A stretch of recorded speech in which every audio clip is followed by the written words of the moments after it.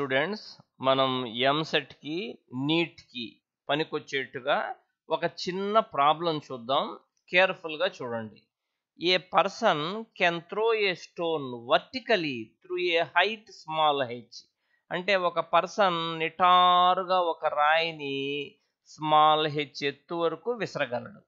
If he throws the same stone with the same velocity, what maximum horizontal distance that it can reach.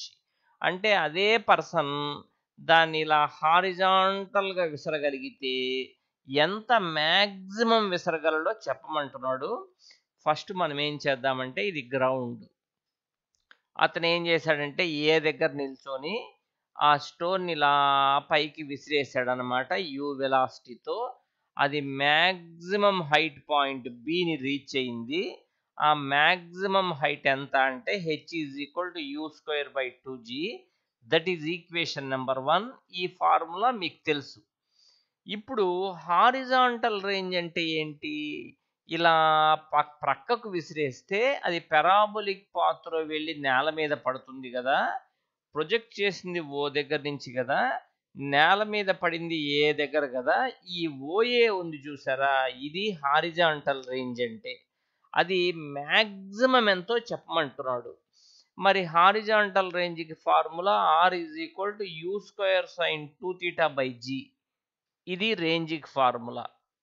మనకు maximum range కావాలంటే ఎంత యాంగిల్తో పడితే అంత యాంగిల్తో విసిరేస్తే నువ్వు maximum range రాదు. నీకు మ్యాక్సిమం హారిజాంటల్ రేంజ్ రావాలి అంటే ఖచ్చితంగా 45 degrees యాంగిల్తోనే విసిరేయాలి. అప్పుడే మనకు ఆర్ మ్యాక్స్ వస్తుంది. సో నేను తీటా బదులు 45 సబ్స్టిట్యూట్ చేస్తా. అప్పుడు 2θ వచ్చి 90 అవుతుంది. U square sine 90 by g అంటే యూ స్క్వేర్ ఇంటూ సైన్ 90 అంటే 1 కదా, బై జీ అంటే యూ స్క్వేర్ బై జీ. న్యూమరేటర్ని డినామినేటర్ని 2తో మల్టిప్లై చేస్తే 2u స్క్వేర్ బై 2g. అంతేనా? అంటే 2 యూ స్క్వేర్ బై 2g అంటే స్మాల్ హెచ్ అని ఇందాక చూసాం కదా ఈక్వేషన్ నెంబర్ 1లో. సో అది సబ్స్టిట్యూట్ చేస్తాను నేను. అప్పుడు నాకు ఎంత వచ్చిందంటే 2h.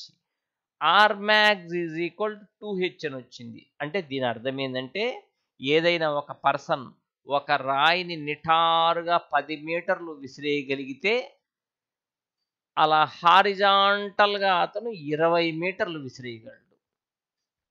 అలానే పైకి 5 మీటర్స్ విసరగలిగితే హారిజాంటల్గా అతను 10 మీటర్స్ విసరగలడు అనమాట. ఇది మనకు వచ్చినటువంటి result. R max is equal to 2h అంటే దాని మీనింగ్ అది.